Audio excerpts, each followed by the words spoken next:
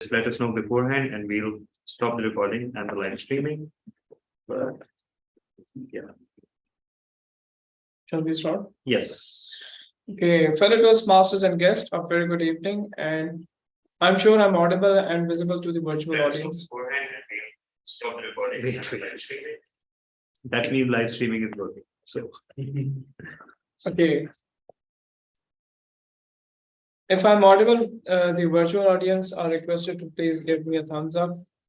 If they are not interested, to turn on their videos. Yes. That's more like it. Okay, fellow Toastmasters and guests, a very good evening and welcome to another exciting meeting of Karachi Toastmasters Club. This is meeting number 1042. We follow a few ground rules. You all are, those who are present physically are requested to turn their mobile phones into silent mode so that there will be no disturbance. Once the speaker is here, you all are requested to give all your concentration to the speaker. And three topics which we expect not to encourage our members not to discuss about. First one is politics. Second one is gender discrimination or sex. Third one is religion. Okay. So virtual audience are requested to turn on their videos and mute their mics unless you are asked to do so that we can have a better interaction. With that, let's give us a big round of applause to the acting president of Karachi Toastmasters Club, currently serving as Vice President Education, and he has served district to all three positions, that is Club Pro Director, Program Quality Director, District Director, and now is serving as immediate past district director. So please give him a big round of applause. Please welcome distinguished. Thank you so much, Toastmaster Imran Rana. Let me just clarify that one doesn't serve as immediate past district director. One becomes immediate past district director by default. Even if a person dies and doesn't shake a finger during the entire year, they will still remain designated as immediate past district director. So with that out of the way, I welcome you all once again. And for those of you who have joined for the first time, Toastmasters is almost a 100-year-old discipline. It was founded by Dr. Ralph P. Smedley in the USA, and it's headquartered in Colorado. At its core, it's an education program around which the whole organization is built. The education program or the curriculum is called Pathways. It is based on the principle of learning by doing and people coming together to give each other feedback and causing each other to grow. It is a volunteer organization, and as we progress through Toastmasters, we not only become better communicators and leaders, but more importantly, we also become better human beings. We become more understanding, more tolerant, better listeners, and that reflects in our real lives as well. But there's one condition for all that, and that condition is what all of you are fulfilling right now, which is turning up in meetings. And as long as you turn up in meetings, you apply your time and effort, you apply your effort in preparing speeches or doing roles and giving feedback, everything you do in this meeting will cause you to grow. So that is an introduction of Toastmasters, and we have a few guests with us today. Online, we only have members, but in person, we have three guests. So if you can come one by one and introduce yourself, it will be a great honor for us. So madam, you first, please come here.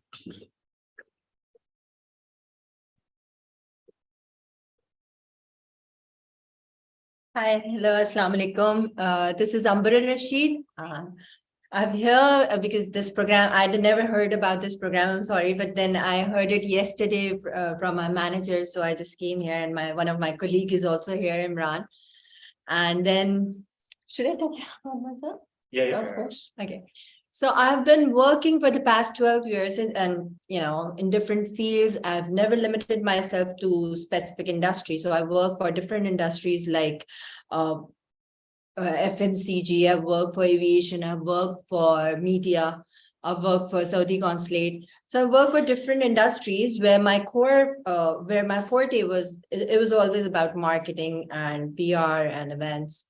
So that's what I did for the past 12 years. And then I'm here for, practicing my public speaking. Great to have you. Can you come and introduce yourself, sir? Oh my God. Please.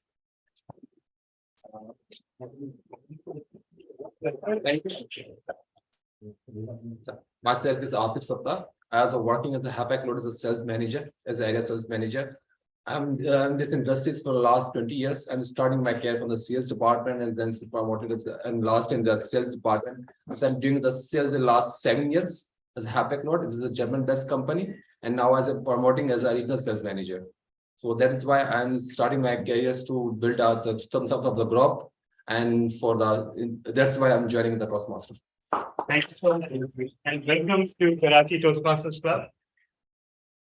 Do you know what's unique about iodine? Iodine. Yeah, it has a unique property. I think it has both the properties, acid and bases. No. No. No. Just No. say. Iodine is something that turns from solid directly into gas. So it's called sublimation. Okay. And today we have a similar intent. Our newest member, Toastmaster Atif Sattar, became a member without becoming a guest. So welcome on board, and we look forward to your first speech. And you, sir, please, can you come on the stage?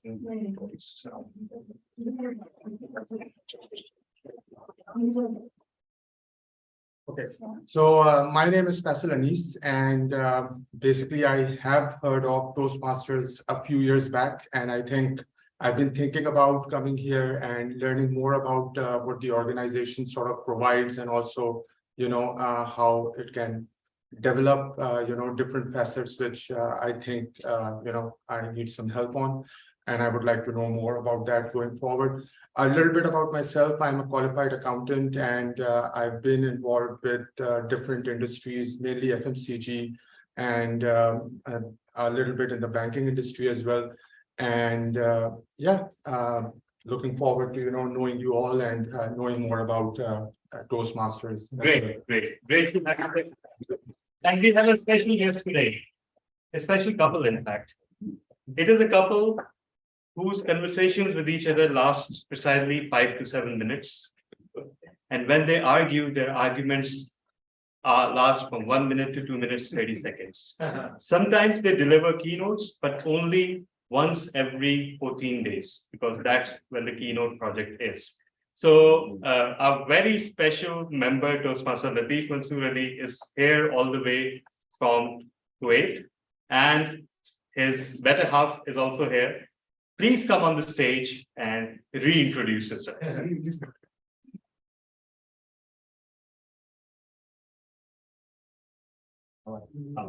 How are you doing? Great to see you. Thank you. Years back, in 2018, I visited CA Toastmasters Club in their campus. Over there, I saw the unique leader, Talha bin Hamid, delivering his completion of path. From that moment, I thought that this is the stage which gives interest of expressing yourself, plus taking ideas how to build ourselves with a better future. I work in Kuwait. I'm a travel agent by profession. I have around 28 years of experience. Still learning, because the industry is growing, the atmosphere is growing, and I love to be with this community. Few years, 6 months, 3 months back, I stepped away from it because of my duties were asking more responsibilities, more time about it. But I was never away from Toastmasters. It was just like yesterday and today. It's your turn now. Thank you, Karachi Toastmaster Club. Presently, I'm president of Karachi Toastmasters Club. And I joined because of TM Talha and support of Latif, that they provide me this platform. When I joined 2019 Karachi Toastmasters Club as a ex-com member, and then now here I am growing up day by day and proceedings with the qualification as an IOBM student right now. B.Ed honors, I'm doing it presently, registered. And by profession, I'm an ECD educator, 15 years of experience, and internationally 12 years of experience, worked as a ECD teacher and Kuwait nursery. And now not working, but giving my voluntary service as a management skills in our community. So as a portfolio lead, I'm working with that. Thank you. Whenever I got an opportunity, I will always say this openly and frankly, without any barriers.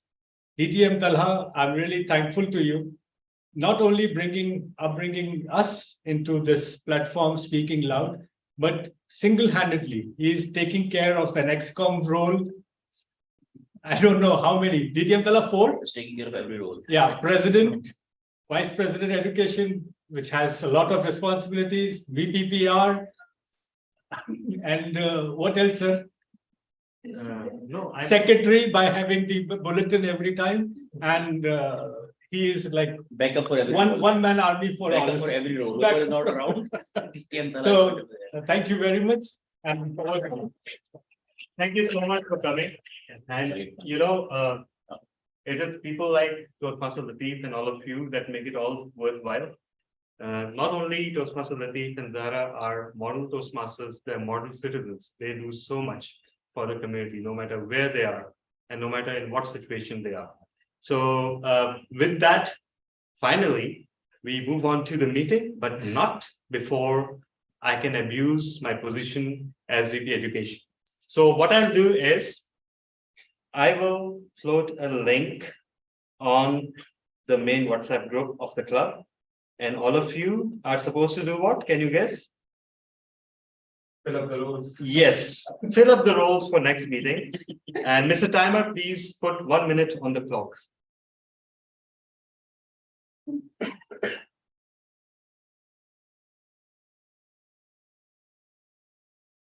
So all of you have received this link countless times over the past few days, but I'm still floating it on the main group. All the roles are open, everyone, for January the 25th. You can pick up anyone.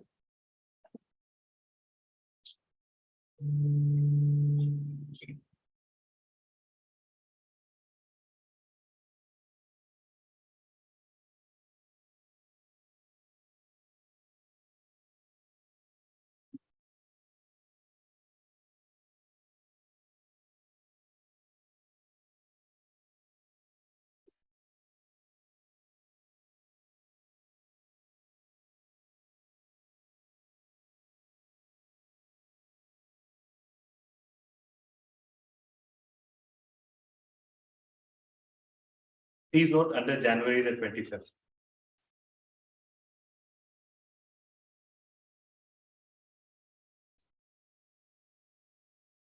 All right, the longest 1 minute of your lives is over. Next, as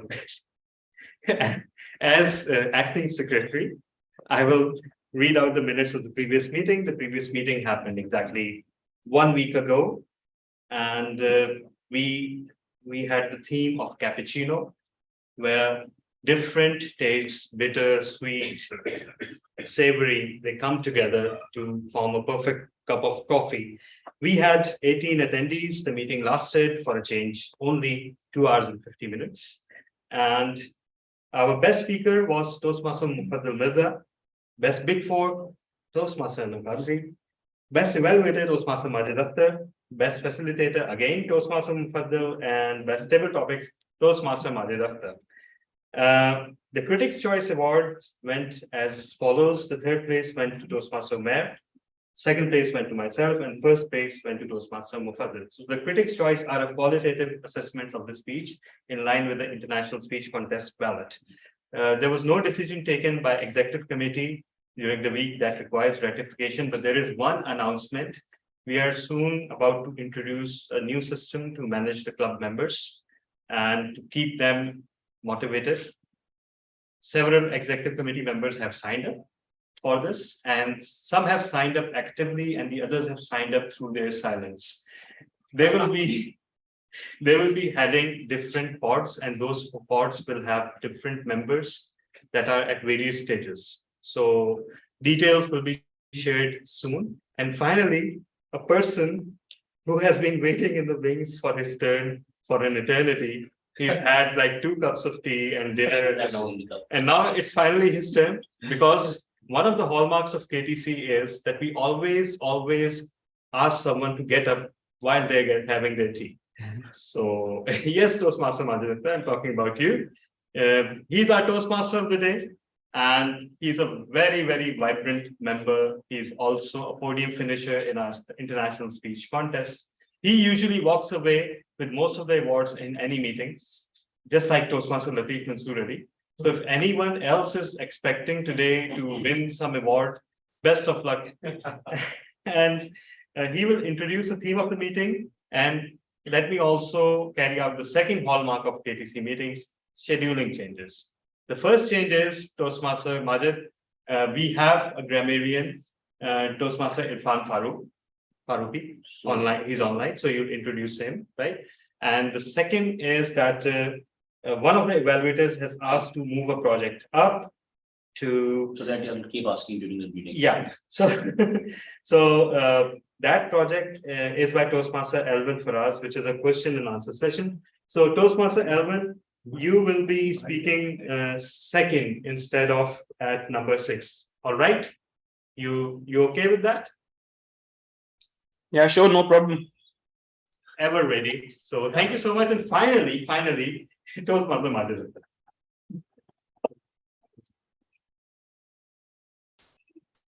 So good evening, everybody. My name is Majid Akhtar. Welcome to Karachi Toastmasters meeting. So at Toastmasters, we learn in every step. We learn when we are sitting there. We learn when we are standing here. We learn when we are sitting there. I mean, when we're there on the camera. When we learn when we are here, I mean, sitting on that laptop. It's a platform where we actually all learn. So to start with, what are the most important 3 segments of every meeting? Can somebody help me, because I'm forgetting? Which are the 3 most important segments of every Toastmaster meeting? Because every time I take the charge, I forget. So what are those 3 important roles? 3 important. Prepared speeches, One is that prepared speech is somebody from the online, yeah. yes, and table Table topics. And values, yes. So these are 3 important areas where we all learn: prepared speeches, table topics, and the journal evaluation. So in every meeting, we have got some supporting role holders. They take certain roles and facilitate us during the meeting. So who's the grammarian today, sir? Toastmaster Irfan Faruq. So Toastmaster Irfan Faruq, if you could please let us know your role. And also the word master. Okay, and also the word master. Yes, being a word master and grammarian, my role is to identify some areas of improvement in grammar usage, and also some sentences that are used in out of the way, not in normal common language, some exciting sentences, attractive sentences. And the word of the day is courtesy, which means to be polite, to be humble. And this word of the day is in line with the theme of Mughal culture, because Mughal culture is known to be a courtesy culture, Bada ba mulahaza type culture. So the word of the day is courtesy. Thank you. Right. Over to you.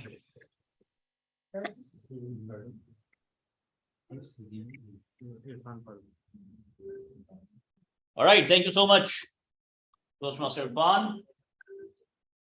So the next important role which we have is of super listener. So who is taking the role of super listener today? May I request the super listener to please explain the role as super listener. Where are you, super listener? If he's not listening. That's why the person actually comes super listener. No. Super listener is actually listener in KTC. Okay, yeah, listener, yeah, there you go. Super has been removed because the person was not listening. No, super is the daily, not the role. Okay, So yeah, Toastmaster Rupa. Toastmaster will say, yeah.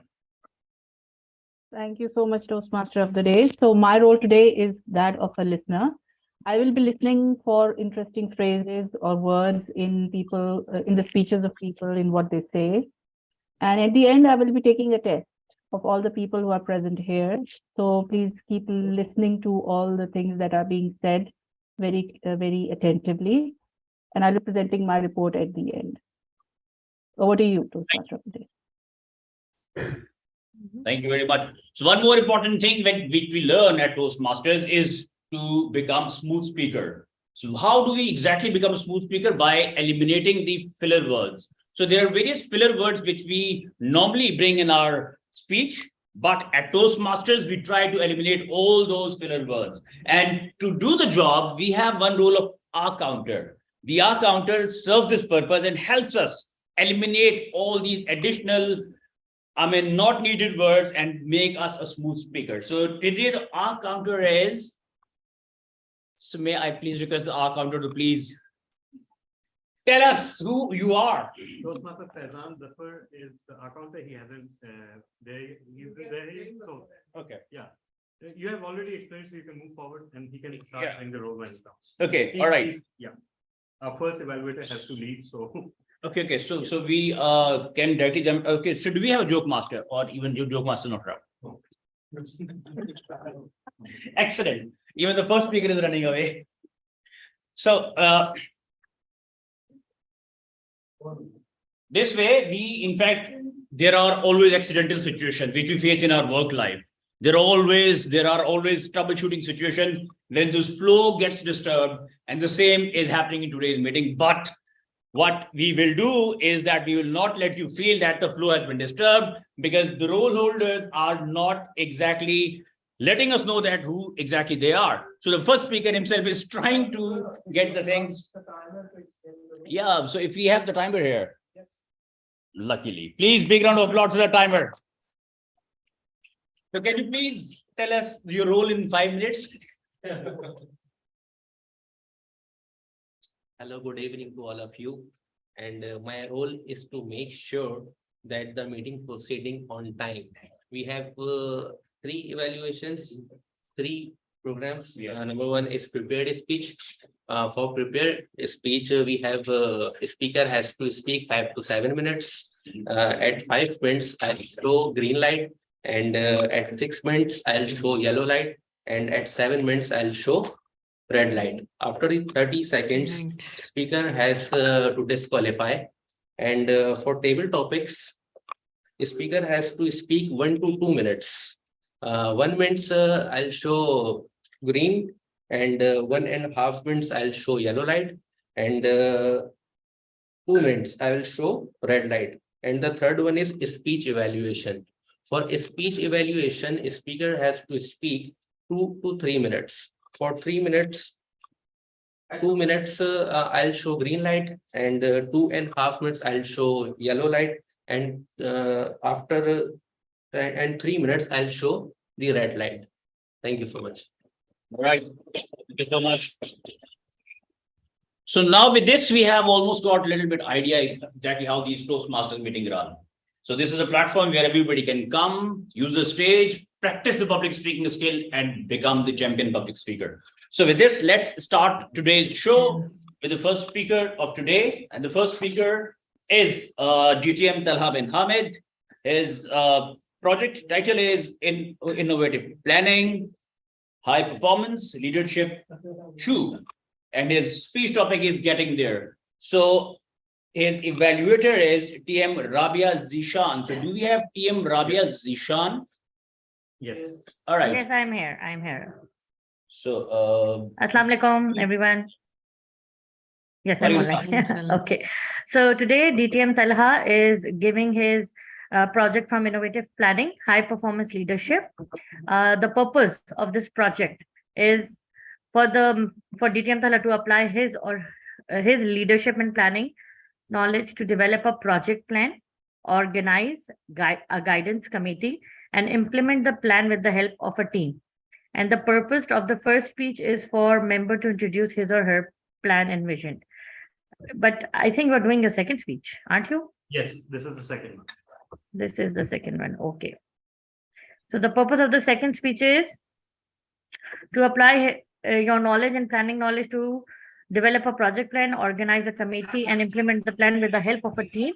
And the purpose of this project is to share some of the aspect, your experience in completing the project. So your project is now completed, and now you are sharing with us, with the audience, how your experience was about this type of project. So the stage is yours, DTM Talha. Getting there, DTM Talha, getting there, time is 5 to 7 minutes. Thank you so much, fellow Toastmasters and guests. A very good evening to all of you. Today, the project that I'm talking about is actually the launch of a new club called Wordwise Toastmasters Club. It is a themed club. It is not like conventional Toastmasters Club. It will be an advanced club. What is an advanced club? An advanced club is a club that consists of only experienced Toastmasters rather than new members, and it may also have some other criteria attached to it. What is a themed club? Now, this is a very interesting question. There are many themed clubs around the world. Some are themed around a certain area of pop culture, for example, science fiction, fantasy. Some are themed around a certain profession. For example, we have a club for project managers.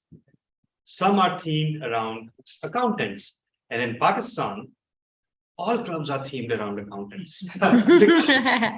Most of the Toastmasters are in Pakistan belong to the accounting profession. This project came into being while I was reading a book. I was enjoying the novel, and it was precisely a book by a writer called Emily St. John. The book is called Station 11. It is kind of a post-apocalyptic science fiction piece. It is beautifully written. It is about a troupe of actors that travel through a destroyed world that has lost all technology due to war. And they perform Shakespeare's play spontaneously for any population.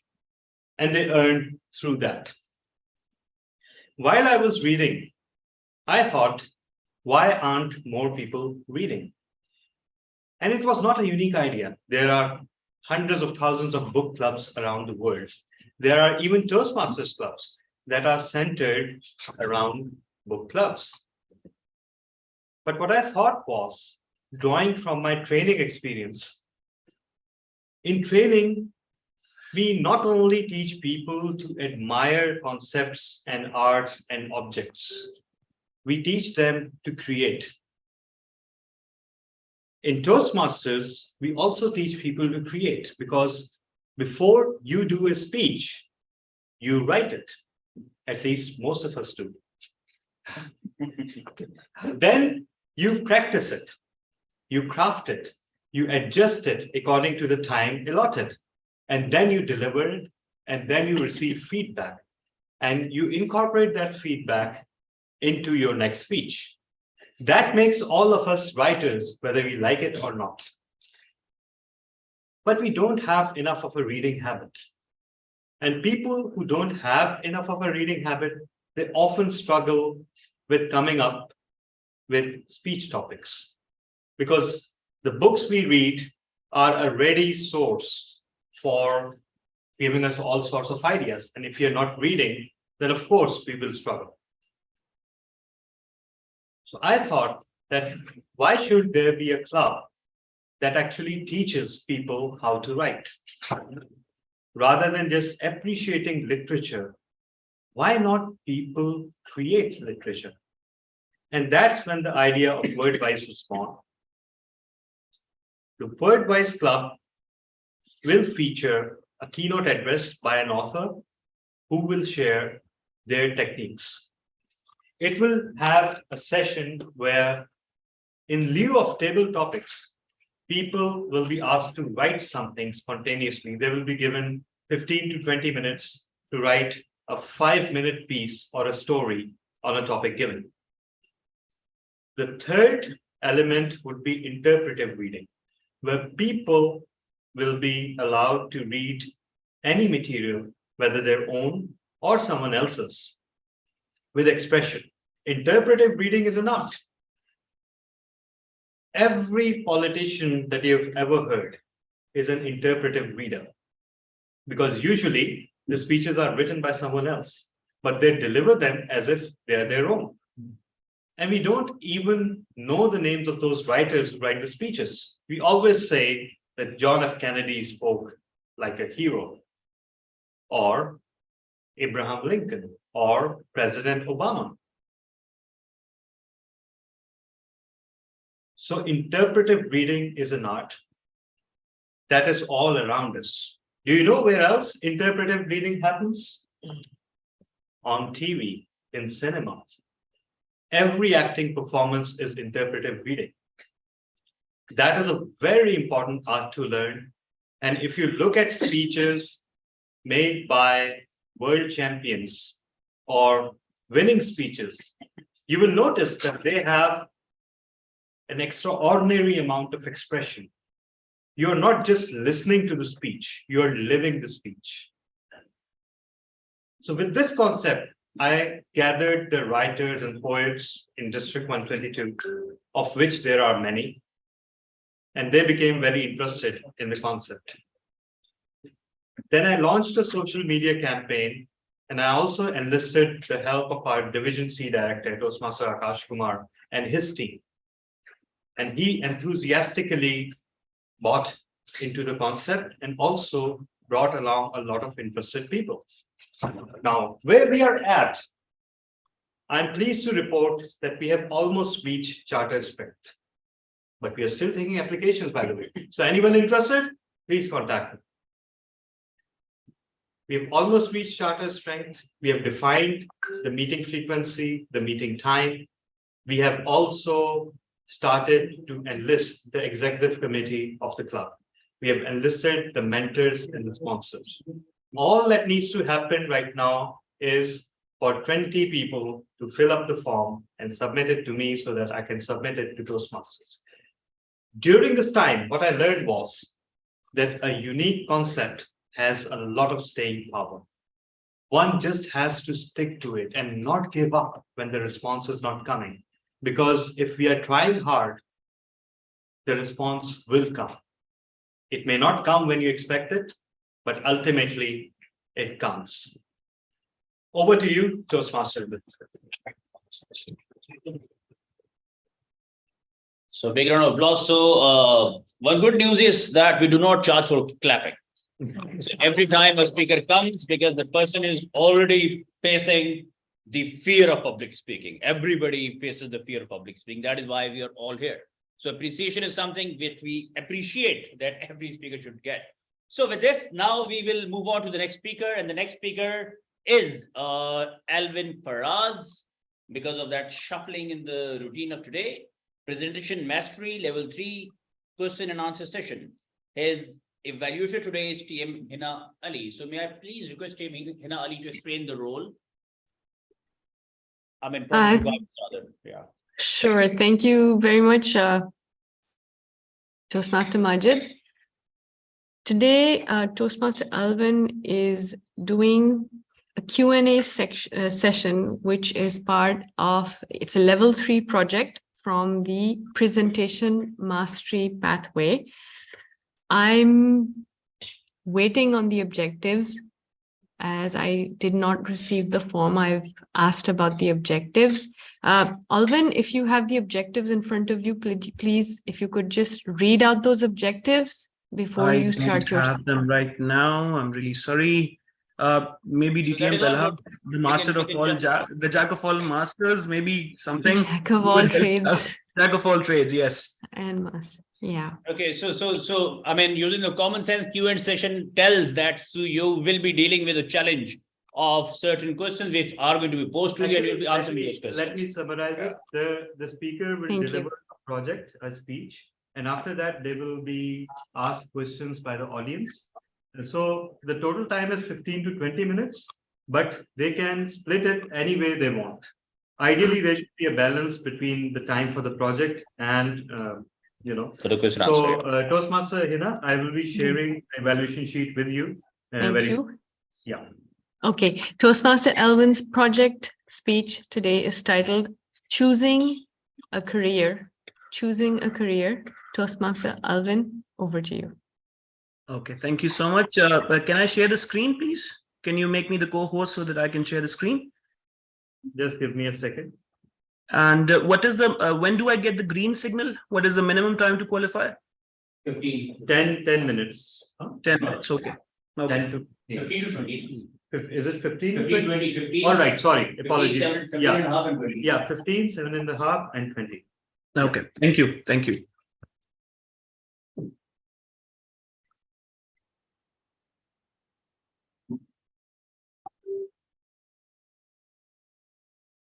You can start. Can I share the screen now? Yeah. Okay, yes, I can. Thank you. Give me a quick second.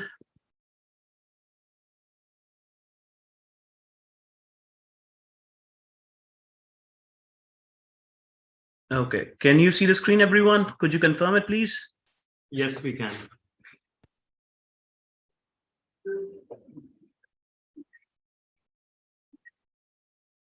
There we go. So good evening, good afternoon, good morning. From my side, my name is Alvin, and today I will be delivering a Q&A session on the topic of how to choose a career, which is always a difficult question to answer for every individual who is stepping up into the professional life. So before I begin everything, let me just share a quick theory of Abraham Maslow. And the theory is called hierarchy of needs. Abraham Maslow explains that we have certain levels of requirements that we have to fulfill. So the very first and the very basic level that we have to satisfy, that we have to accomplish, is the psychological needs. These needs include food, shelter, and basic necessities like clothes. Unfortunately for Pakistan, we have many political parties. In fact, one of the political parties has made a logo out of it, Roti, Kapda, and Makan, which has not been able to deliver since a long time. So we are still waiting for that. Moving ahead from the psychological needs, we have safety. This needs give us the sense of a safety in sense of wealth and a shelter. Again, once this is satisfied, we want to establish a family. We want love and belongingness. After this is done, we move on to self-esteem, where we want to move even to the bigger goals, where we want to make something worthwhile, where we want to challenge our intellect to a level where we want to establish something which remains even after we are dead. And after that, we come to self-actualization. This is the highest level according to Abraham Maslow. And he says very few people reach this particular level. And we have a couple of examples from Pakistan. For instance, Abdul Sattar Eidhi is someone who has reached the level of self-actualization. He himself was a very little man, but his vision and his objective, it was way, way, way bigger than any single individual could handle. So here, I want to give you a career which can give you all these basic and higher levels of need, which can give you money, which can give you a good image in the society, which can build your self-esteem, and you will not be afraid to share that profession with the members of the society. So this, ladies and gentlemen, is called chartered accountancy. It is one of the best professions that I have to offer, that I came across. And here, let me just very quickly share this screenshot with you. And as you can see, when you search on Google top earning jobs in Pakistan, chartered accountancy comes at the top, and everything else, marketing, HR manager, IT professionals, please don't take it personally. This is not me. This is something that Google has to say. Moving on, this career not only gives you the benefit of importance and value in Pakistan, it has international recognition as well. For instance, if you qualify chartered accountancy, after attempting 2 papers, you can become a chartered accountant of England and Wales. You can qualify ICAEW. Again, by attempting only 2 papers, that is taxation and business laws, you can move on and become a chartered accountant in USA. Similarly, if you just qualify the second level, which is called CAF, you can get exemptions in PIPFA, that is Pakistan Institute of Public Finance Accountancy. More than that, Zebest is also willing to offer you a bachelor's degree if you qualify that second level. And a lot of your papers get exempted. So this is something which can help you achieve multiple qualifications at the same time. And yes, you feel a certain pride when you say that I am a chartered accountant. Let me explain further the eligibility criteria. So if you have just qualified intermediate, you just need to achieve 60% of marks and you can apply and you can start your CA journey. If you have done your bachelor's, 45% is the minimum requirement. And if you're an A-level student, you just need to have 3 passes in the D grade and you're good to go. Moving on, we have the levels of CA. The first one is called PRC, prerequisite competencies. Here you have to attempt only 5 papers, which you will see in the next slide. Next up, we have the second one, which is called CAF. After that, you go through an internship, articleship, which is paid. And during that time, you qualify your CFAP. And lastly, you have 2 papers of MSA. Once all of this is qualified, you can call yourself a qualified chartered accountant. These are the 5 papers of PRC, which is prerequisite competencies, business writing and comprehension skills. The first one, competitive techniques, principles of economics, introduction to accounting, and introduction to business. So a chartered accountant is, again, not just someone who's good at accountancy. He is someone who has an in-depth knowledge of all of these subjects. Moving on, the next level is called CAF, and it has currently 8 papers.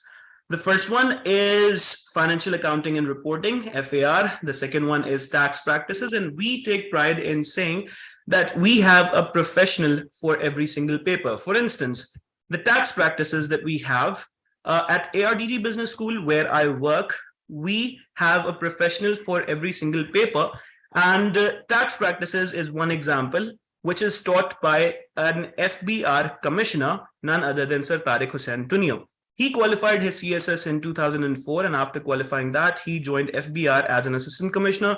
He has a lot of experience to deal with taxation matters, and this is something that he has been doing for quite some time. So that makes him the best teacher to deal with this particular paper.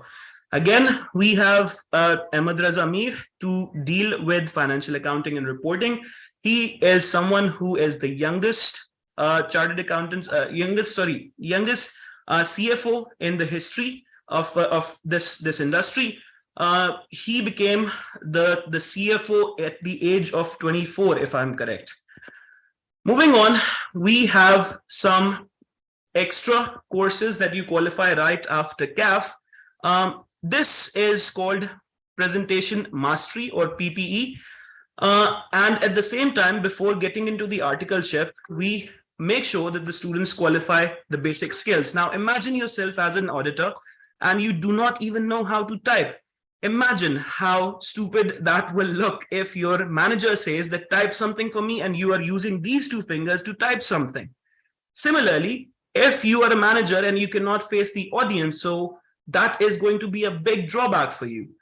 That's why we try to make sure that the students or the aspirants go through the presentation skills and they get enough confidence and presentation skills so that they can deal with a number of people and a huge audience as well as a small crowd.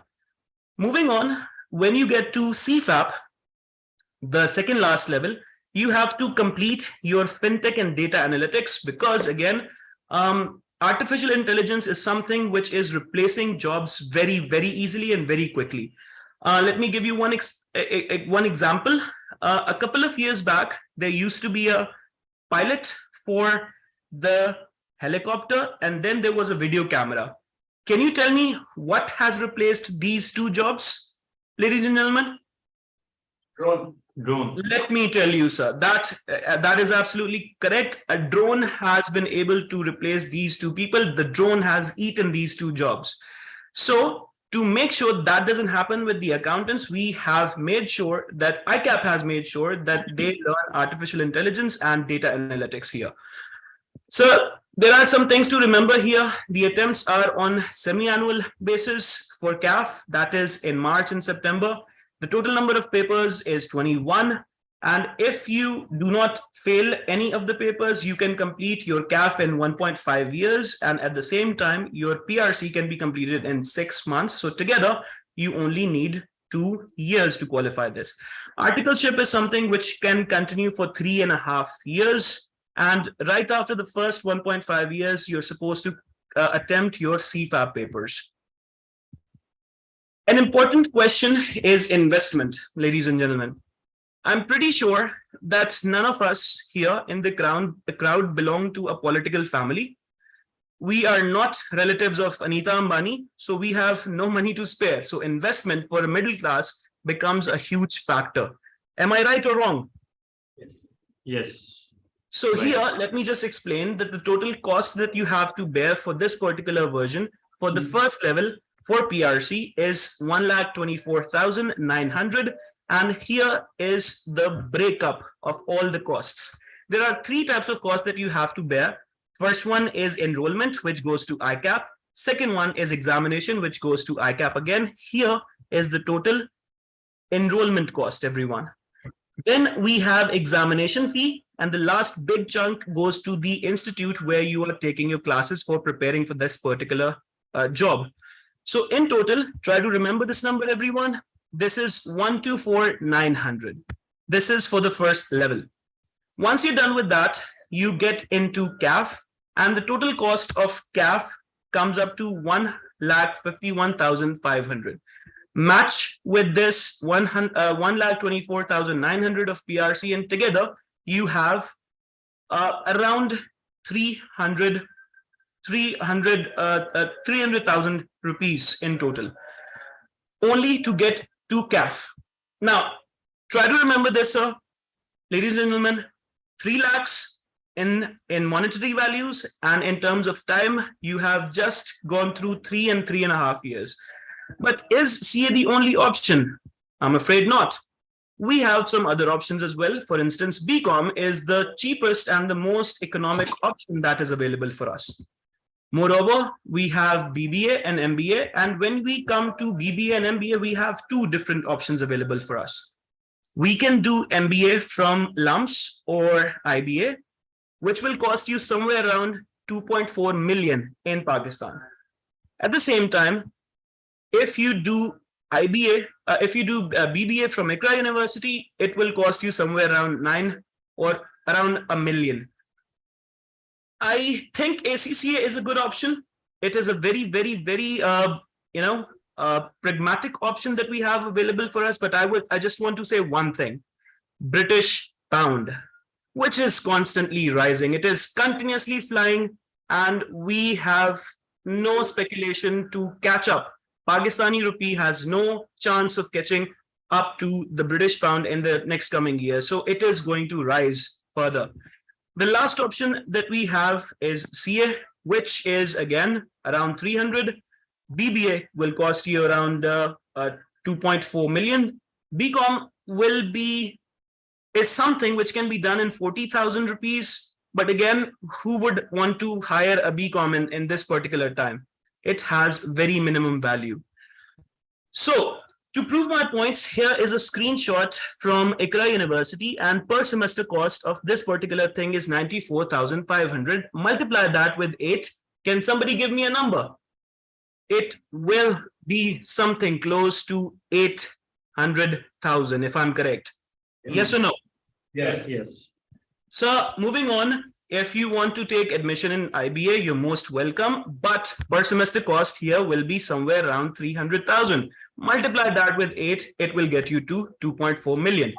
And ladies and gentlemen, frankly, off the record, if you're spending 2.4 million, why not go to a foreign university? Why not go to Italy like our DTM has gone? Why not go to Germany and learn from there? You will have a better tag. Moving on, these are the screenshots which further prove my point. And ACCA, again, it is a better option. It is the second best option that we have available here for us, because the number of papers is again very low. The ICAP, or Institute of Chartered Accountancy of Pakistan, will ask you to come up or go against 21 papers in total, whereas the number of papers for ACCA is comparatively low. If you can find a way to eliminate that pound sterling cost, it is the best option available. However, since we cannot go about it, we cannot go around it, the best option available for us is CA ultimately.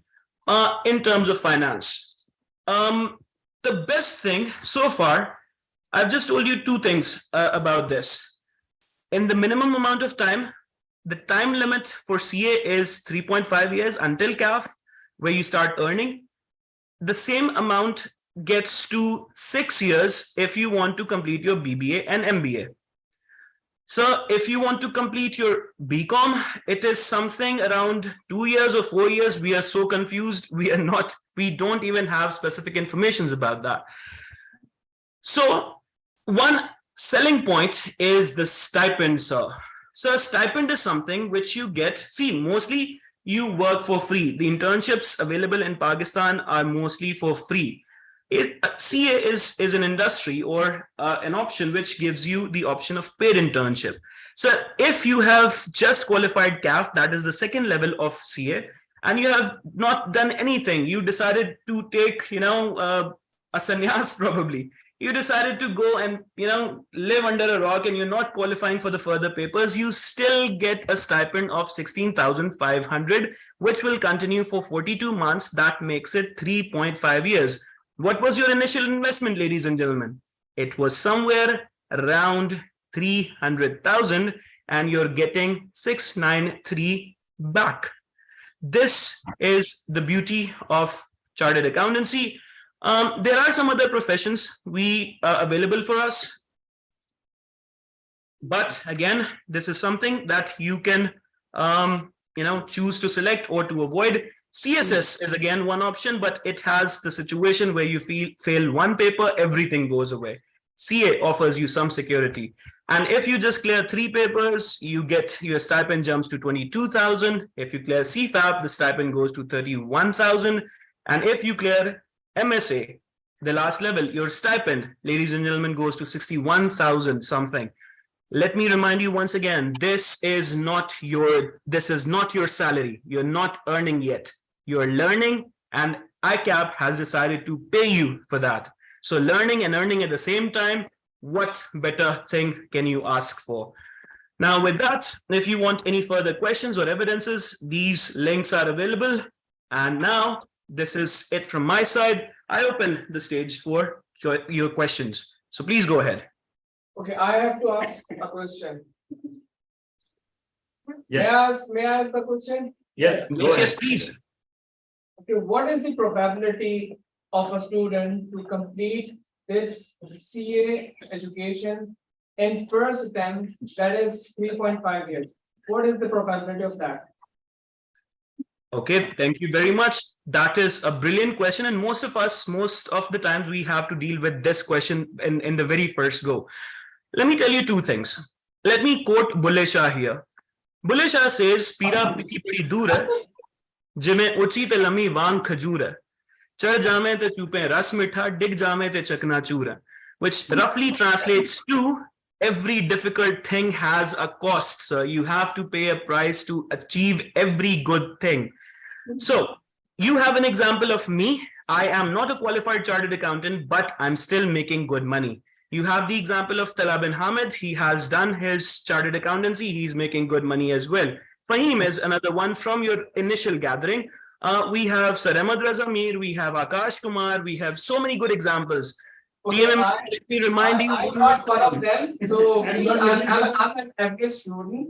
What is the probability of an average student to complete this in 3.5 years? Let me finish that.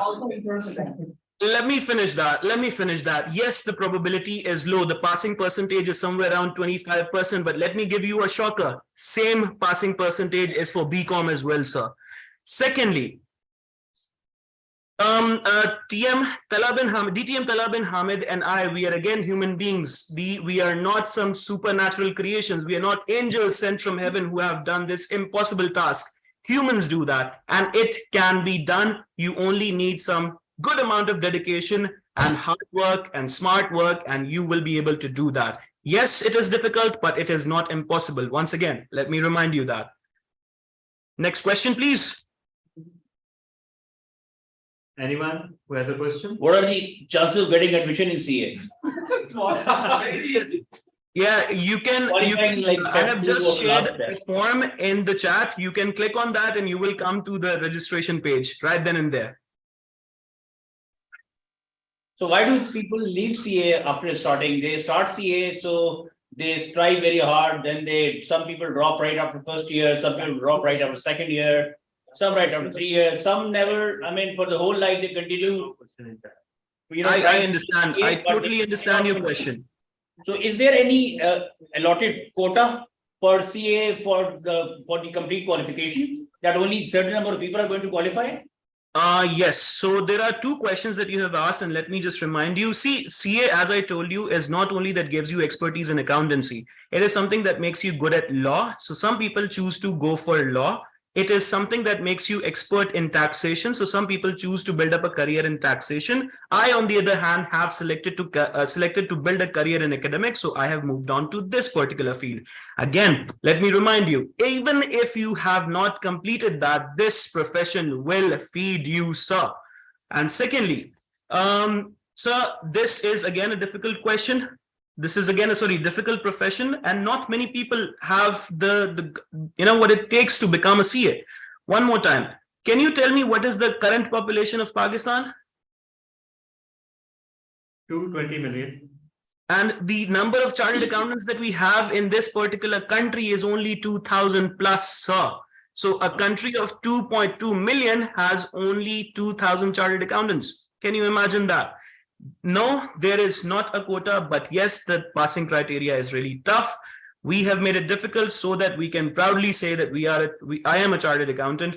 I am someone from this particular industry. If we make the passing criteria so easy, or if the papers are so easy to qualify, everyone will be a chartered accountant and there will be no value So of this. Somewhere on the social media, it was that there are 10,000 chartered accountants. Yes. Can you believe everything on social media? Can you? We cannot, but we have to say. My number is 3862. So there are certainly at least 3862. I think the number is closer to 10,000 though. That is news for me, so I need to update that probably. Yeah. From the social media to the real media. Thank you very much. All right. So I believe if someone has any other questions, please put them. Yeah. So yeah, timing is over. So I will put your question in the chat box, and meanwhile we'll continue with the session. All right. Yeah.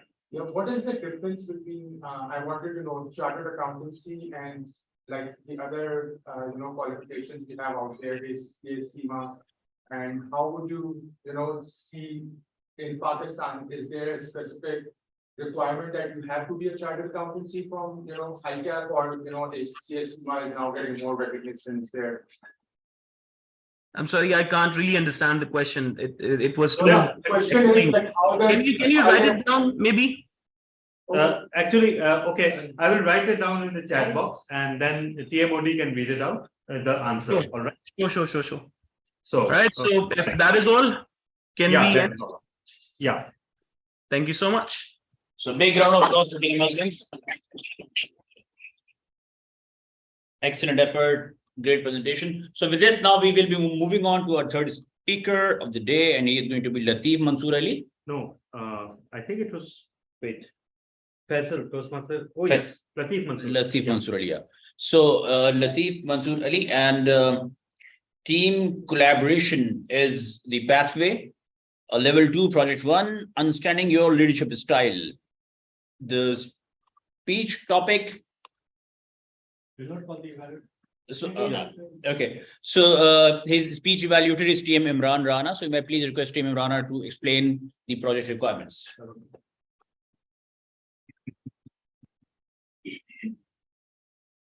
Thank you so much, Toastmaster of the Day. It's our Toastmasters and guests, Toastmaster Latif Mansoor Ali, traveled from Kuwait, finally. Today he'll be delivering a project. What's your pathway? Team collaboration. From team collaboration, level 2 project. Let me read out the project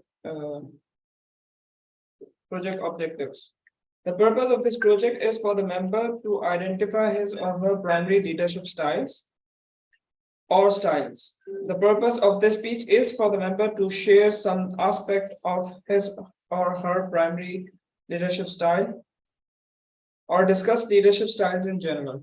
The speech duration is 5 to 7 minutes. The speech title is Keep Calm. So please give him a big round of applause, Toastmaster.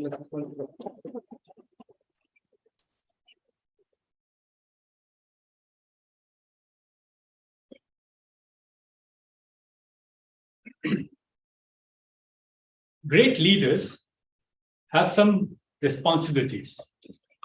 They motivate, inspire, and look after for the generations to come.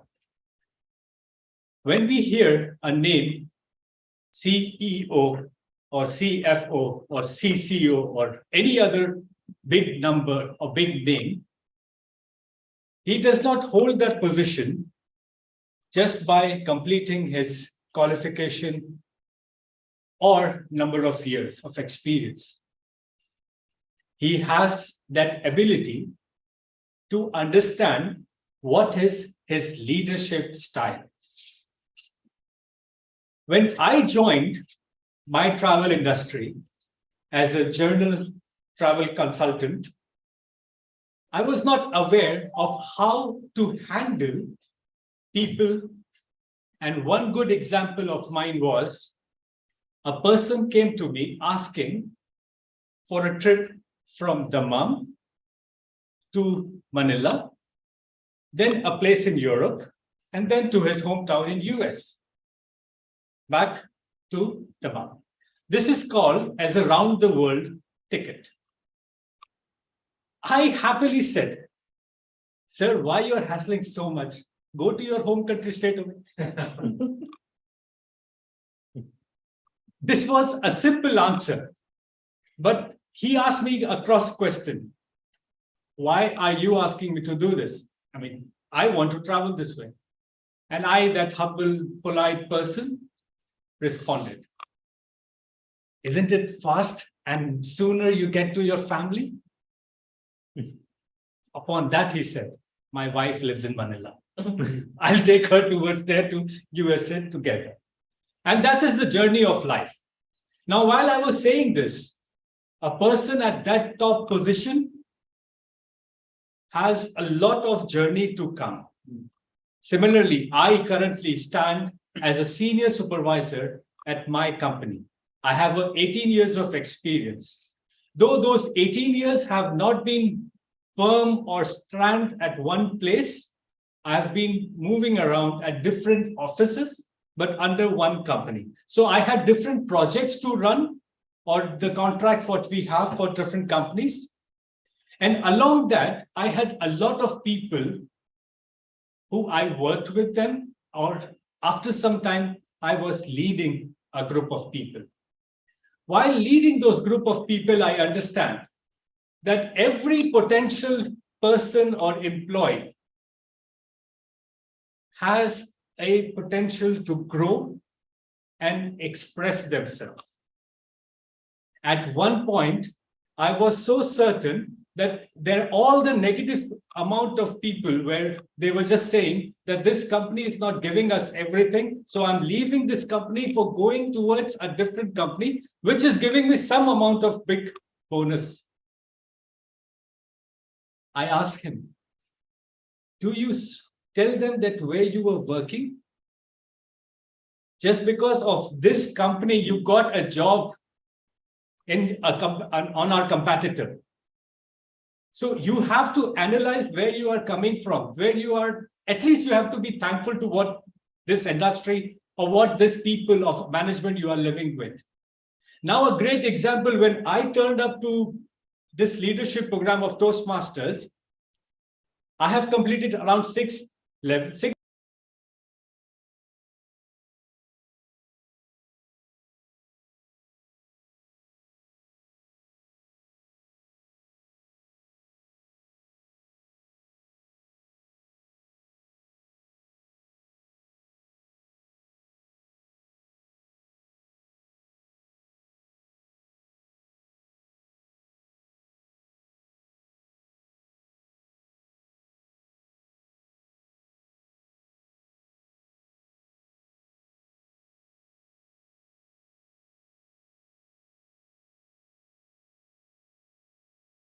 Project, and then I accomplish the project. One good example of mine was, in the morning, I used to enter office, fill up the jar of coffee for every staff to follow, so they don't spoil their another 5 minutes coming up. I always notice those chairs on the pantry were upside down, as if like those, the shop is closed. So I make an effort. By the time the water is boiled, I keep the chair straight. So they always ask me a question. What are you doing this for? Whoever needs, they will just put this chair down and will sit and have their breakfast. Whoever wants the water, they will fill up the kettle and make it eat. It is good that if you save their 5 minutes so that they can be productive at the office. These little things I didn't realize until unless I felt myself available for them. And that is the only thing which I learned in Toastmasters, that I finally got to know the leaders are not the one who have the title. Leaders are the one who take the group together. Leaders are the people who motivate and help to come out of their challenges. Leaders are the one who present themselves when the employee or when the junior staff needs. I might have explained it, but I found out my leadership style as democratic, a more listening, little bit of expressive, but I lead from the front. The way I express things at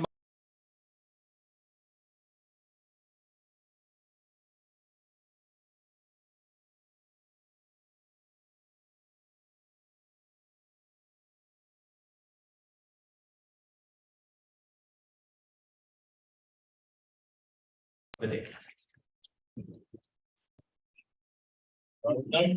Good job. You brought the cheat sheet along, but you did refer it. Again, bravo. All right, so the next speaker we have is Faisal Hadi. He will be delivering his ice breaker, and the evaluator is TM Imran Chaudhary. So may I please request TM Imran Chaudhary as an evaluator to explain the requirements of the project. Put your hands together for TM Imran Chaudhary. Good evening, everyone. I'm thrilled to announce that our next speaker is Faisal Hadi. And I'm thrilled because it's going to be his first speech, his icebreaker, and I hope it's going to be first of many of yet to come. The speech title is First Meeting, Faisal Hadi. Assalamu alaikum and hello to everyone. My name is Mohammad Faisal Hadi and I am a qualified chartered accountant. I've completed my articleship from A. Ferguson and Company during 2010. Then I have joined my group of companies for 1 year. Then I have joined Pakistan National Shipping Corporation as assistant manager internal audit. Then I got promotion as a deputy manager there, and then as a manager internal audit, and then I am promoted as a manager, and then I got promotion as acting general manager or chief internal auditor of this organization. I got my schooling from the matriculation from Habib Public School and intermediate from the BG Science Government Science College. Then I got my graduation from Government College of Commerce and Economics. I am married, Alhamdulillah. I have 2 kids, Alhamdulillah. Alhamdulillah, I'm also a public finance accountant as well. I have almost 12 to 13 years experience in internal audit, approximately. Thanks to DTM Tala bin Hamid Sahab, who was my ex-boss there. After he resigned from this, from the head of audit, I have given the opportunity to head my department.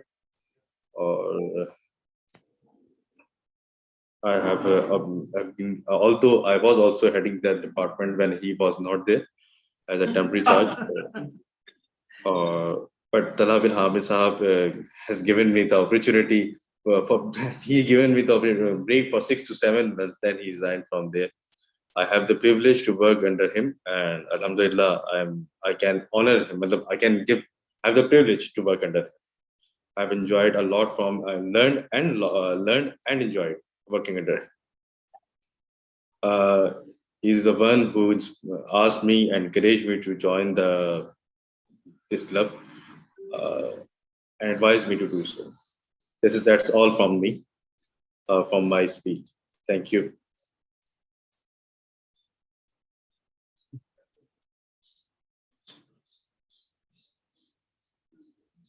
So, okay, so with this, now we'll be moving on to the next speaker. The next speaker is me, myself, but like always, I don't have that evaluation sheet. I just shared it. Okay, so my evaluator is going to be. All right, hi. So please, can you please share the role or requirements? Good evening, everyone. We have a next speaker, ever so cheerful, TM Majid Akhtar. He's doing a speech, he's doing a project from Pathway Effective Coaching from level 3 and project 9, that is inspire your audience. The purpose of the speech is for TM Majid to practice writing and delivering a speech that inspires others. The title of the speech is The Power of Your Subconscious Mind, and the timing is 5 to 7 minutes. Power of Your Subconscious Mind, TM Majid Akhtar. All the best. Thank you. So we all want to become good public speakers. So we all want to achieve great things in our life. But when it comes to reality, we are suffering with the negative thoughts. Thoughts are mere not only thoughts, but they have a strong impact on our personality. Lately, I developed an interest in this mind sciences area. So then I got to know that we have 2 types of mind. One is our logical mind, which takes the decision. And the second mind is the mind where our personality resides. So whatever you keep on thinking eventually becomes your personality.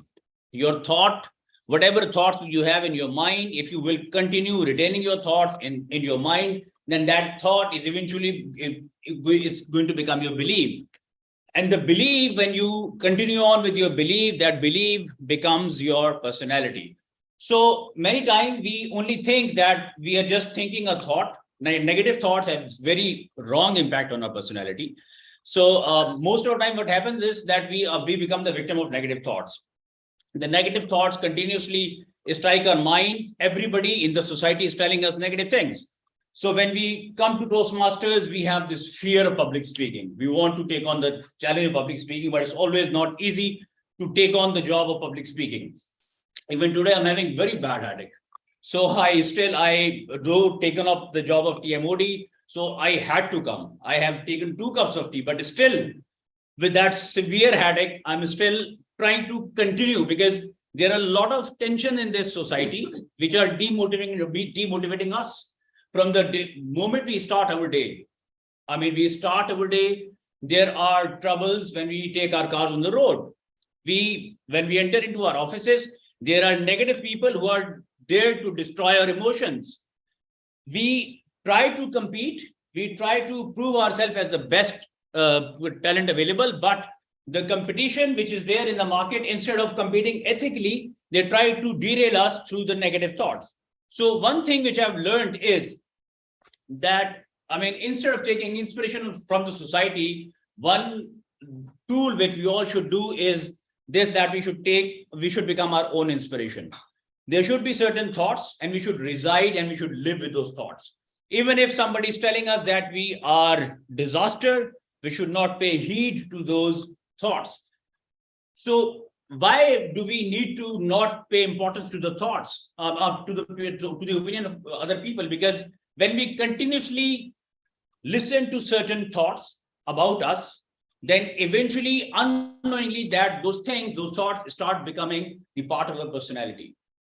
And that happens right from the early childhood. So we, on our part, are very confident, but there is somebody out there who is actually scared of our talent. There is somebody out there who wants to win from us, but instead of competing, through ethical means, that person will start offending us by becoming straight and by talking negative about our personality. That, look, to you today, you are looking pathetic. Your voice is your voice is sounding very, very absurd. Why are you looking so nervous today? So, this people do when they try to defeat you, but they have no patience. One, they do not have the skill set to defeat you directly.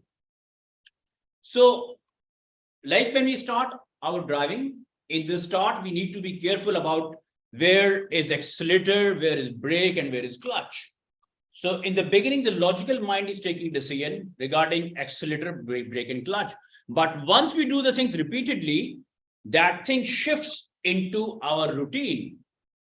Now, you must have noted that in the beginning, we need to be very careful about where our accelerator, brake, and clutch located in the car. But subsequently, once we become pro at driving, then we need not to be careful about where these various pedals are located.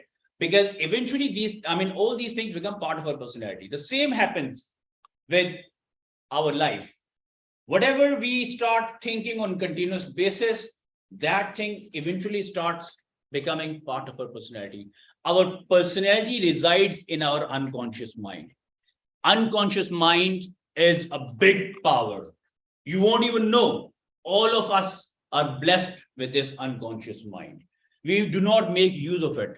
It's an atom bomb residing inside our mind, but we have never thought that there is this extravagant power which can be made use of. One way, like I said, that I've lately started developing interest in this field of unconscious, this mind sciences. So one thing I got to know, I have learned is that we can give direct messages to our unconscious mind. And how do we do that? We do that through auto-suggestion. And what is auto-suggestion? Auto-suggestion is repetition of messages. When we repeatedly, for instance, if we want to become a good public speaker and there is fear of public speaking we have in our mind, so by repeating this thing to ourselves every morning, after like few whiles, we need not to talk to people. We need not to even stand in front of a mirror. We just need to repeat this thought within our mind that I am the greatest public speaker ever. I am the greatest public speaker ever. So just by repeating this thought, the process in the field of mind sciences, which is naturally occurring, is of auto-suggestion. Auto-suggestion is just like giving messages, sending messages to your unconscious mind. So unconscious mind, once this message transferred from your logical mind to your unconscious mind, then that thing actually becomes your personality. So there's a lot to talk on the subject, on the topic, but since, like I said, that I am now only trying to learn this giant field of mind sciences, I tried to organize few points because only lately I took up a training of Dr. Moiz. So, these are some of the takeaways which I took from those, training session. There were like 2 workshops which I attended. So the concluding message which I would like to share in today's presentation is that whatever you want to become in life, if you want to become a good speaker, if you want to become a good leader, whatever you want to do in your life, just start giving your brain this message repeatedly. Talk to your unconscious mind directly. and in the present form. And in the present form, do not talk that you will do that. Just tell your talk to your unconscious mind and say that you are already that particular person, whatever you want to become in your life. So with this, I would like to conclude my talk.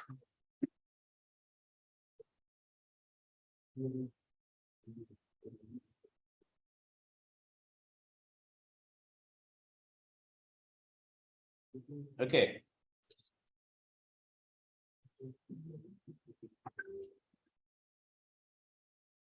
So the next speaker we have is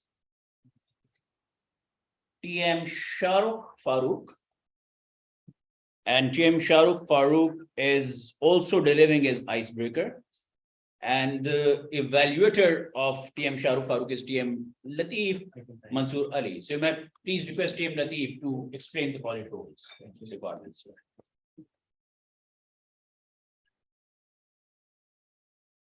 Has anyone noticed that someone has changed the stage?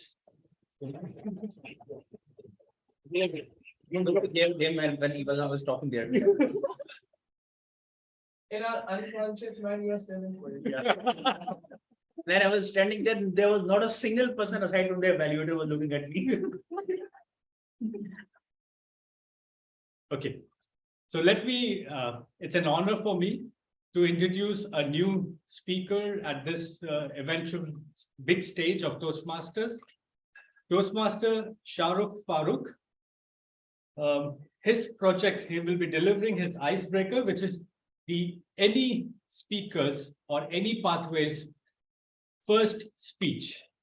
So what happens? There is a purpose statement of this icebreaker. It's the purpose of this project is for the member to introduce himself to the club and learn the basic structure of public speaking. So basically, it is a very simple project. Now, I would love to introduce my speaker. Shahrukh Farooq is the director of an educational institute. He is a co-partner or saying with his father. It's a family business. He is an MBA student, MBA degree holder. Here I bring and call Toastmaster Shahrukh Farooq. Introduction of victim. Introduction of victim Shahrukh Farooq.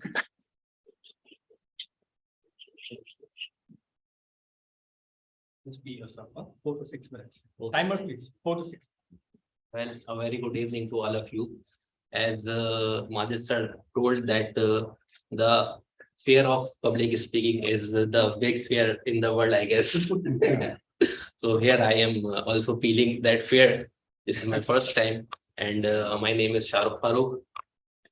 Born in Old City area, Karachi, and currently I lived in Gulshan-e-Iqbal Block 2, and before that we lived in Block 17 Fidelity area. And the purpose of shifting in Gulshan-e-Iqbal in gated community just because of law and order situation in the city. As we all know, Karachi is the city of light as well as a city of night. Other than this, I have two sisters. One is elder than me and the other one is younger. Both are married, and I also got married in 2016. And Alhamdulillah, I have a divine mercy daughter. Her name is Naba Shahrukh. And the another was in Naba Shahrukh.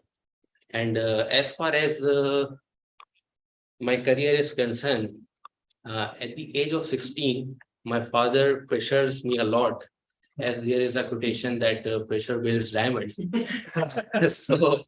So he pushed me that you have to join me in my business.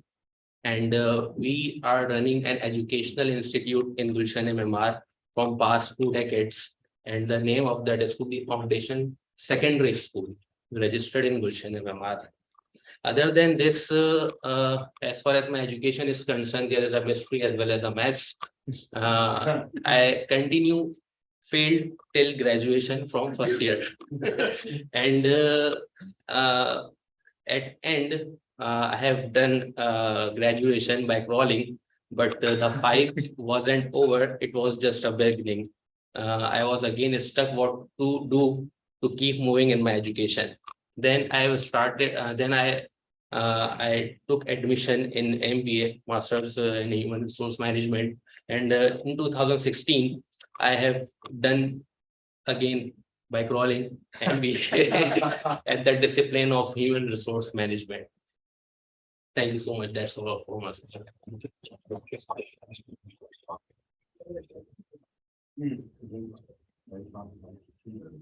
All right, thank you so much.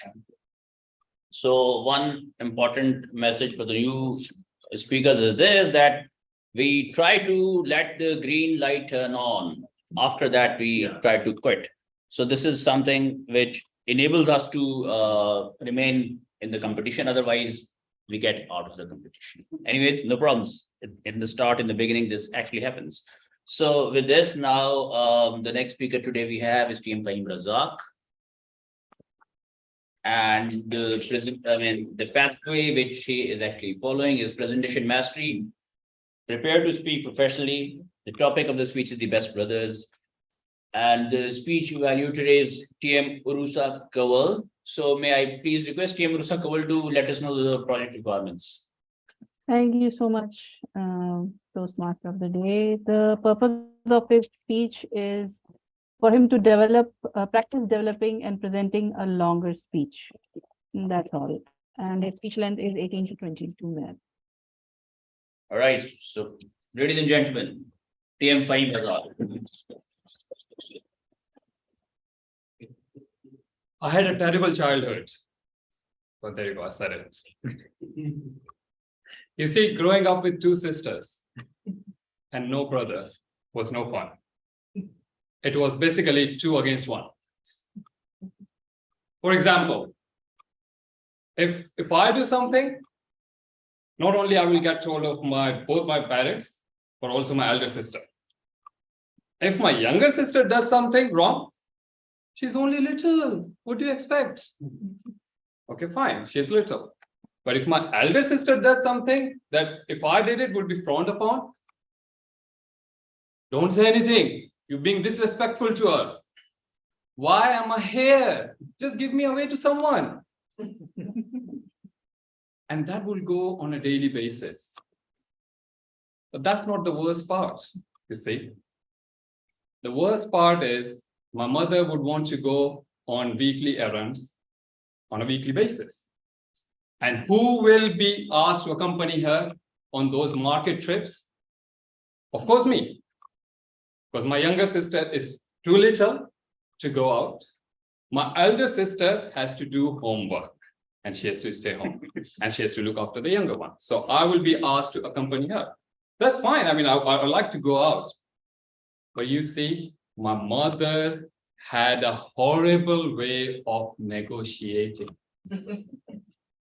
We go out, she would want to hire a rickshaw to the market. The rickshaw guy would say, 400 rupees, madam.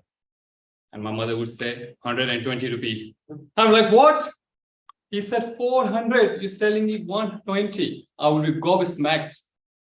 The rickshaw driver would obviously look at my mother angrily. Then he would invariably look at me. And I'm like, please don't look at me. I'm not with her, please. And this will continue. Somehow, miraculously, she will get a rickshaw driver to get the 420 rupees. I don't know how she did it, but she did it. We'll get to the market. This will continue. Go into the shop, 1,200 rupees. My mother would say 400 rupees. Like, give me the wall. I want to bang my head. I don't want to be here with my mother all the time. Go to another shop. It's a quiet time, like in the afternoon. Quiet time. Salesmen are just sitting, just twiddling their thumbs.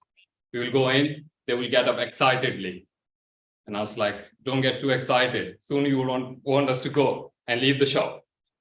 Again, this will continue on and on, this negotiation. And I will be like, Mom, I don't want to be with you here.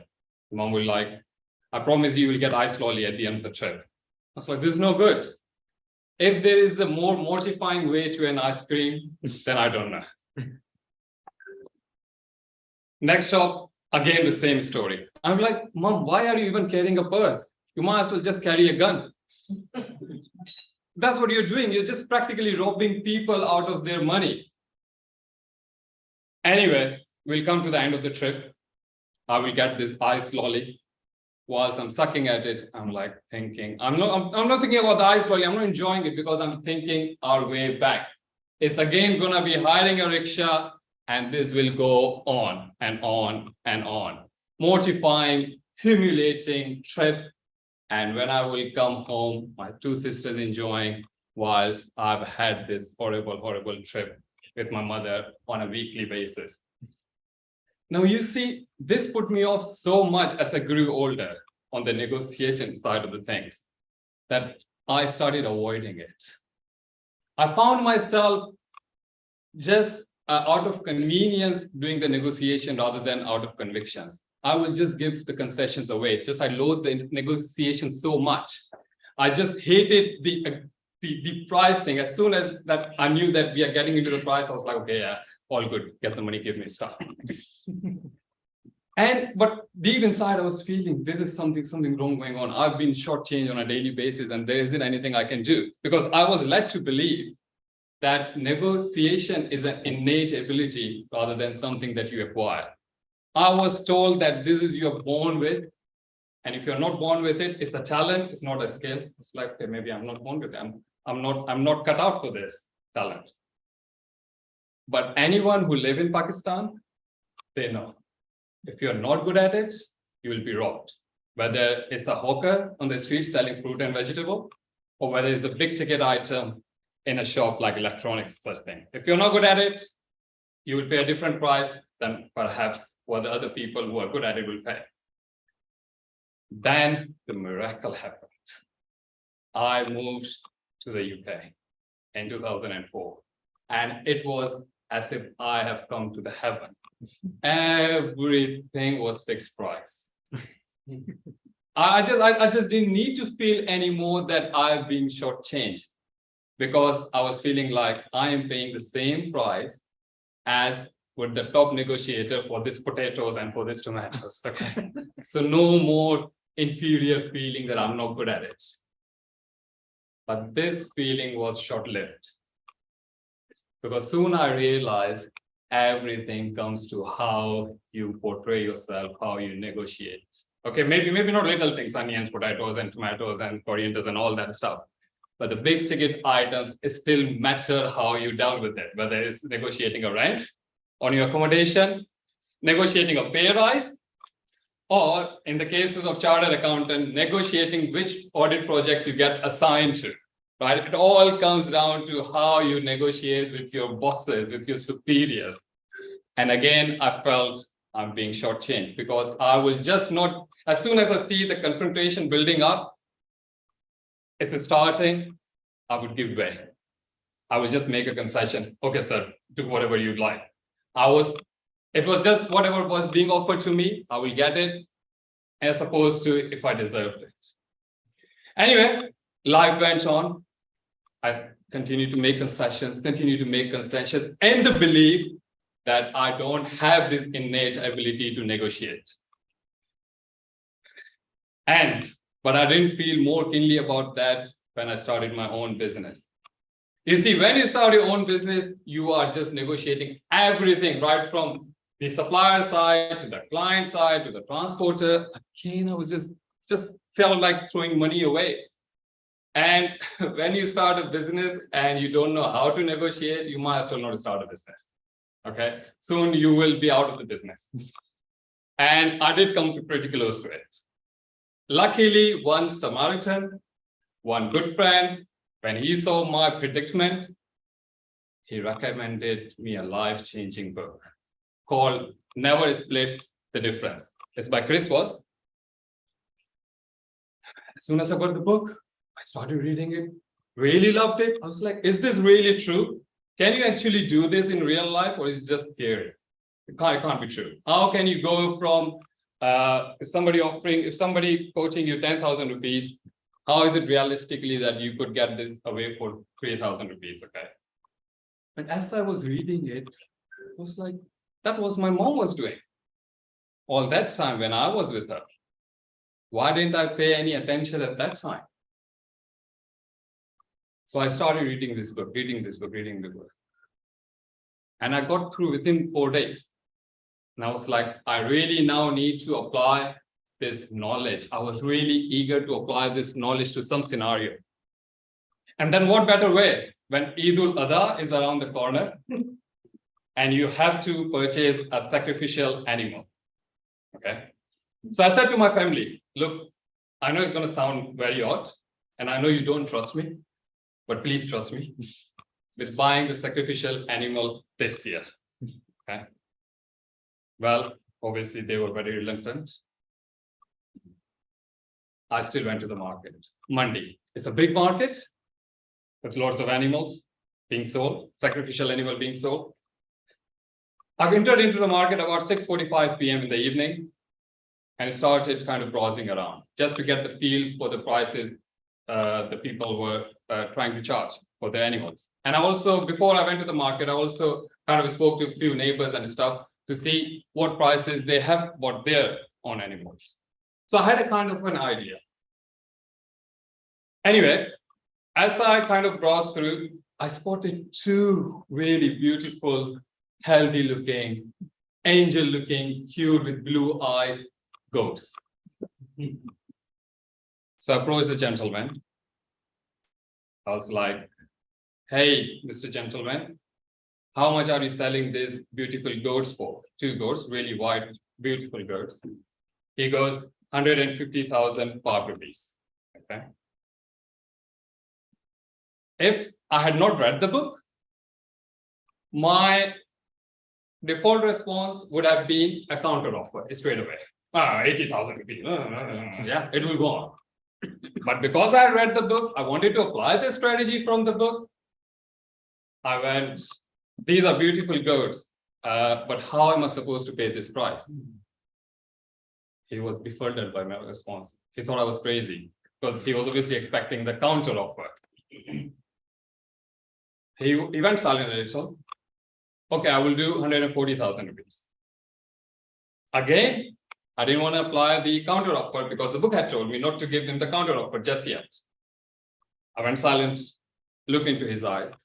I said, thank you for lowering the price, but how can I pay this price?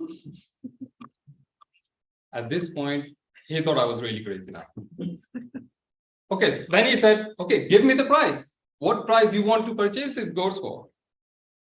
I was like, these are really beautiful goats. I would really like to buy them, but how can I pay this price? He again looked at me and went silent. I was silent. I looked into his eyes. At this point, if I had not read the book, I would have tried to fill up the silence because it's awkward when two people are standing trying to talk and silence is there. But the book had told me the silence will be there, but leave it. And sure enough, soon he said, okay, I'm going to do 120,000 Pak rupees for you. My response was, thank you, you're very generous. I'm sorry, but how can I pay this price? Silent. This time he started to get irritated. You don't want to buy this, do you? Just say the price. What price do you want to pay this for? I was like, these are really beautiful goats. Tell me about them. Where did you bring them up and stuff? And then he started going into it. Yeah, these were born 1.5 years ago. They were born, they are twins. And I kind of was just behind this Monday. You can even come. Look, these are my kids as well. They love the goats as well. And they would be sorry for them to go. So he was started to really giving me the history of it. And the book had told me that this might happen. I was like, okay, this is going so far. Fine. And then he said, okay, look, this is what I'm going to do. And this is final, okay? Don't trouble your uncle anymore. He was about late 50s. Don't trouble your uncle anymore after this. I'm going to give you this for 110,000 rupees. Okay, the two girls. By that time, we are about 10 minutes past 7. Okay, so this has gone on for about 25 minutes. Again, I went silent. I'm like, I really want to do this, and you've been very generous with me. You have come down so much from 155,000 Pak rupees to 110,000 Pak rupees. But how can I pay this price? He started really getting agitated again at this point. But he was friendly in a way now because we have kind of built a Rakho. And I said, look, I think I can see you clearly love these goats, okay? And I love animals. I can assure you one thing. If I buy this off you, they are not going to go into some rubbish transport, okay? I'm going to get the best carrier available here in the mandi, in the market, and put them on that vehicle and get to home, okay? Because you love them so much, I love them so much. These are like your babies. These will be like my babies. He thought about it. Again, silent. Just silence there. Looked at the goats. Looked at me. 98,000 rupees. And this is it. Okay? You take it or leave it. I was like, you have been extremely generous with me. I love these goats, especially their beautiful blue eyes. But how can I do this price? Now, at this point, mega silence, mega silence. He looked at the goats. He looked at me. He grabbed the ropes of the goat, of the neck. And as if he was just about to walk. And I went to him, you know, we're going to have this deal now. You know that, right? And he goes, tell me the price. If you want to purchase now, tell me the price. Now I remember what the book had taught me. That was the point that I needed to give him the price. But I needed to give him the price, making him think that I'm really stretched.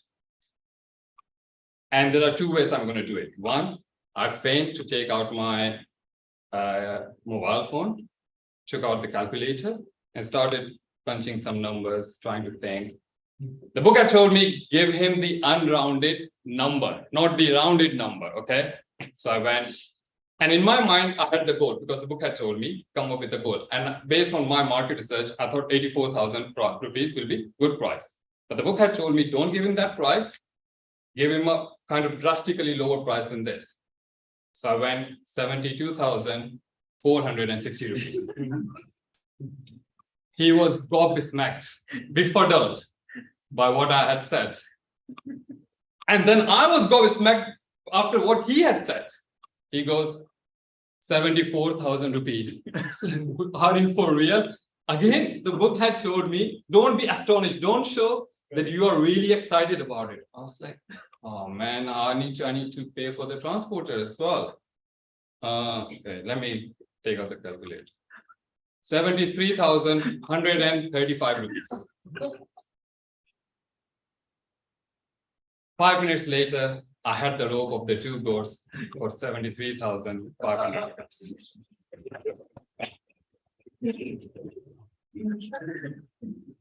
Now, when I brought them home, when they looked at the goats, okay, especially my father, my mother, who had always berated me for when I would bring fruits and vegetables and I would say what price I paid for it, they asked me for this. Therefore, I would say some crazy price. And when I said 73,500 rupees, that's what I was lying. What better compliment can you get than this? And I was really, wow, has it? And all the neighbors would ask me, oh, wow, what beautiful, how much you paid? And they were expecting something like 110,000 rupees based on the market and stuff. And I was like, again, 73,500 rupees. Really. And everybody thought that probably I was making it up. So the next morning when I woke up so happy, never been pleased with myself ever so much. I could see, took the goats out for the stroll, and I would just hope that people will ask me, where did you get this from? How much you paid for it? In the past, I would dread these questions, you know. Please don't ask me, man. Please don't ask me how much I paid.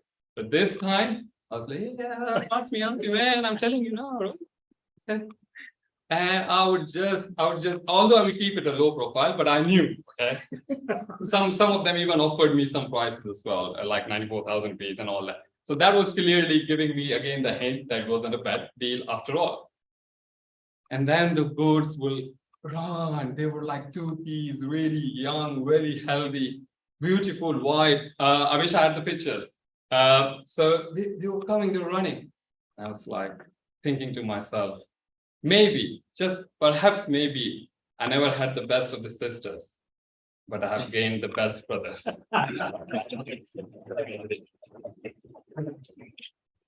Picture of this happy. All right, excellent speech. I know you won't trust, but back in 2010, there was professional banking certification. I did the same thing. The certification was for $1,500 and I paid $900. I started bargaining from $1,500, I brought them to $900.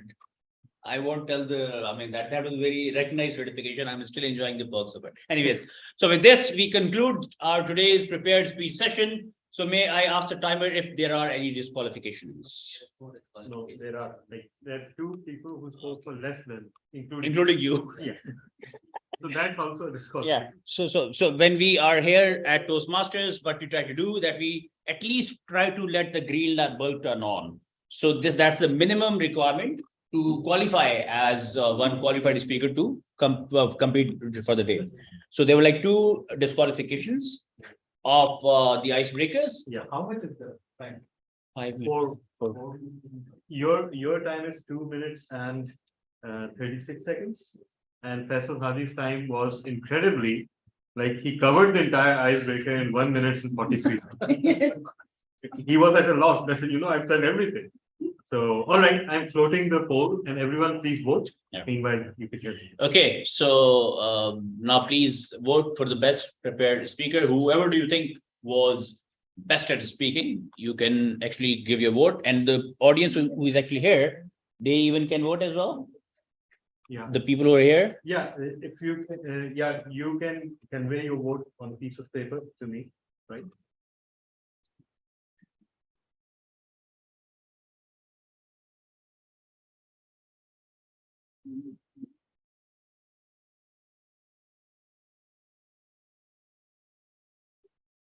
You can continue with the meeting. Yeah, okay. So now with this, we have concluded our first session, and now we will move on to the second session. And the second session is an excellent session as well. Because in second session, what we learn while we stand on our feet. We learn the extempore speaking skills. And the segment is known as table topic session. And who is the table topic master today? All right, the gentleman himself. Please put your hands together for Toastmasters talk. Thank you. Fellow Toastmasters and guests, my name is Toastmaster Saad Amin. I will be the table topic master for the evening. Now, when I got this role at 2 p.m., the first thing I did was to, as any normal person would do, is to search Google. Yeah. And the first name that I found on Google was Emperor Babur. So I tried to have this table topic theme around the theme of the meeting. So theme of the table topics would be the Mughal era. Yeah. Now, the first emperor was Emperor Babur. And now I'm assuming that the weird dressing of the emperors was introduced by him. Now, let's say Emperor Babur appoints you as his fashion advisor, and you have to change the way he dressed. So what would you recommend? And for that, I would like to invite Toastmaster Zehra.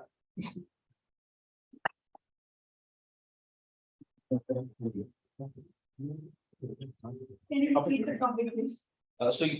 Emperor Babur appoints you as his fashion advisor, and you have to change the style of dressing. Word of the day, courtesy. Word of the day, courtesy. Word of the day. Thank you, table topic master. As he has been given me the topic that I've been assigned as a fashion designer for the Mughal emperor, right, at the Mughal era time. So while going back into the time, the decades before, like in past, how they've been dressed up and a lot of jewelry and gold. And I think when you see in 2023, the people are not fond of jewelry, more gold. They don't like to wear gold nowadays. The imitation, everything what they like to wear is like light and to be seen sophisticated dressing. They all are in that. So maybe from that era, if they are in 2023 present time, I will suggest them for being in sophisticated mode, and whatever you are wearing, it should be branded. People just admire your dressing by not how you're looking, but knowing your brand is more convenient to the people that, oh, you are wearing Michael Kors, or maybe your shoes are from Jimmy Choo, or I think people are more not how you look as a person, they are admiring what you are wearing. But people should think the inner character, what you are looking at as a personality, that matters. No matter whatever your dressing is, but your personality, when you speak up or when you say, that matters a lot.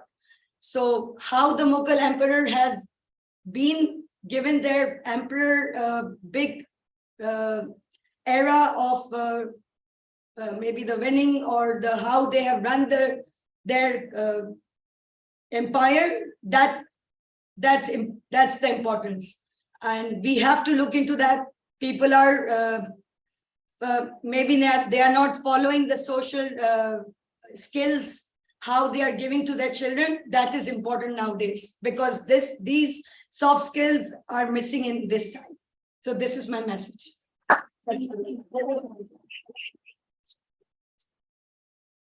Thank you, Toastmasters. There, I was just thinking, how would Emperor Babur look in a Gucci Prada? Crazy. I was just thinking how he must look in the swimming pool. I'm sure. So guys, Google tells me that after Emperor Babur, it was Emperor Humayun that entered into the Mughal era. And one thing that Google tells me is that he was very adventurous. Yeah, he liked adventures. Now let's say Emperor Humayun asks you for a crazy adventure trip in current times. What would you recommend? And for that, I would like to invite Toastmaster Nurulan.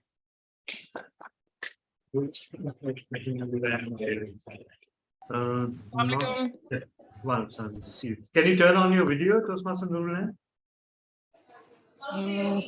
Okay. Do you want me to repeat the question? Yeah. Yeah, you can repeat. Yeah. So Emperor Humayun asked you for a crazy adventure trip. What would you recommend? And the word of the day is courtesy. Courtesy.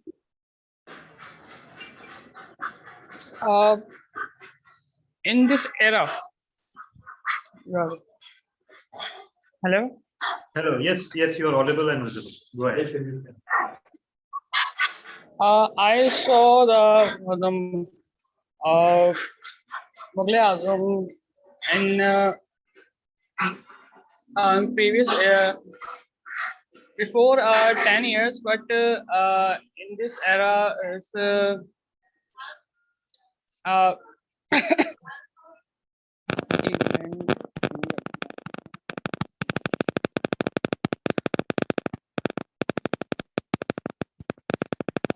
Mughal Azam is in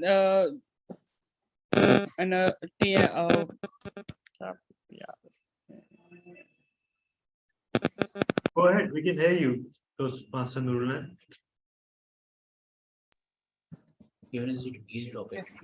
Mughal attire is wearing a heavy jewelry, and the attire is unique attire.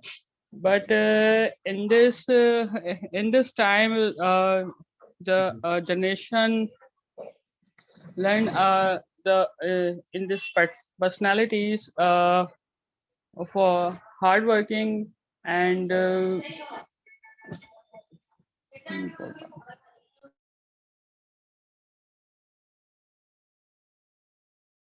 Okay.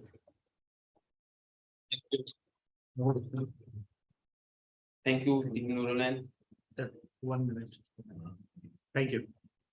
Thank you. So the Taj Mahal.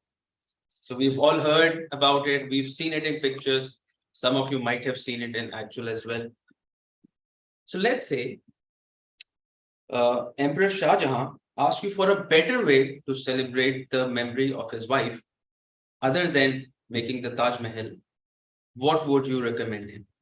And for that, I'd like to invite Toastmaster Sharos. Toastmaster Sharos, are you there? Yes, I'm Yeah. there. All right. Toastmaster Sharos.